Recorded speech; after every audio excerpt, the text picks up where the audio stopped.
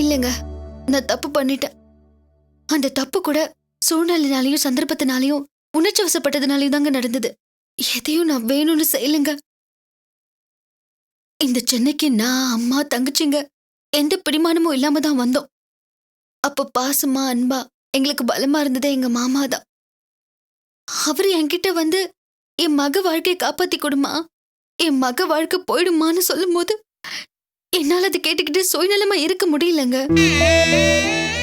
அப்போ இதை நீங்க புரிஞ்சுப்பீங்கன்னு தான் நான் நினைச்சேன்.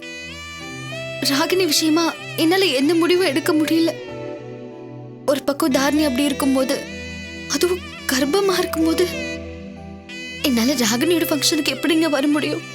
சத்யா அழாத. இல்ல பிரகாஷ், இந்த கோவம்லாம் உங்களுக்கு மாறாது.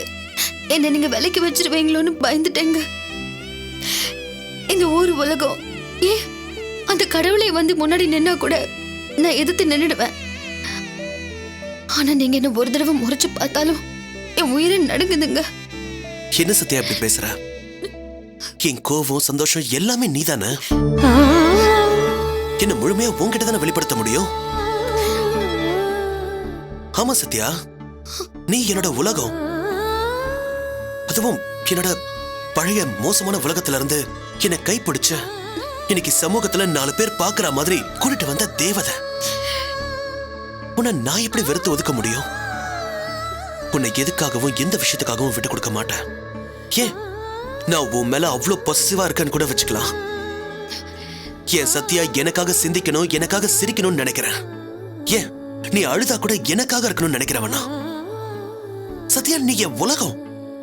உன்னை விட்டு நான் எங்க போவேன்? போறதுக்கு எனக்கு வர இடமும் இல்ல.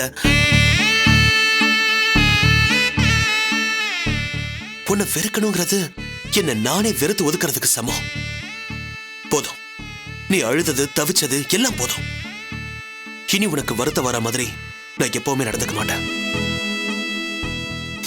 நீ இப்ப என் மகாவை சுமக்கிற, நீ சந்தோஷமா இருக்கணும். உன்னை நான் சந்தோஷமா பார்த்துப்பேன்.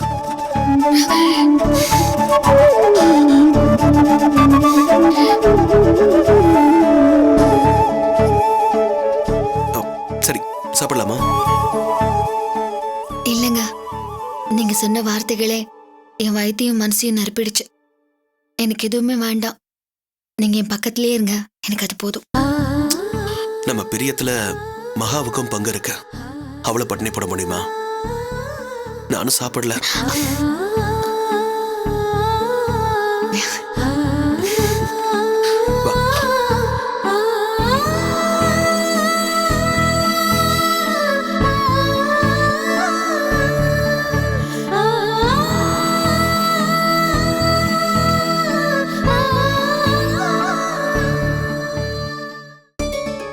பிஸியா இருக்கீங்களா? 1 மினிட் இந்த சப்ஸ்கிரைப் பட்டனை மறக்காம பிரஸ் பண்ணிடுங்க. பாய்.